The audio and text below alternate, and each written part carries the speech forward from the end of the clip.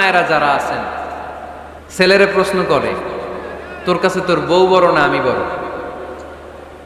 আছে না নাই? এটা একটা প্রশ্ন হইল। তোর বউ বড় না আমি বড়? দুইজনেই বড়। তো এক ছেলে সুন্দর উত্তর দিছে, আমার কাছে ভালো লাগছে উত্তরটা শুনে। এক মা প্রশ্ন করছে, তোরে এতদিন আমি লালন পালন করে বড় করলাম, জীবন যৌবন তোর জন্য শেষ করলাম, আজকে বউ পাইয়া বউ তোর আপন হয়ে গেল। এবার ছেলে উত্তর দিছে, মা আমার মুখ থেকে মা ডাক শোনার জন্য তুমি কি কষ্টটাই না করছো জীবনে।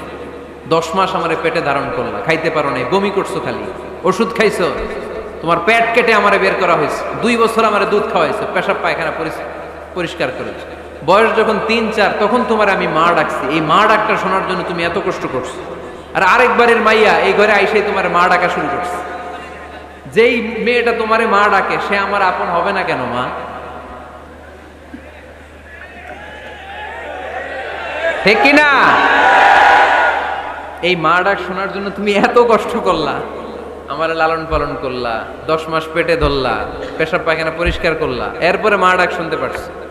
আর আরেকবারের মেয়ে জানা নাই চিনা নাই এসেই তোমার ডাকা শুরু করছে মা। তো যে আমার মারে মা ডাকে তার স্থান তো আমার কলিজায়। ঠিক কিনা?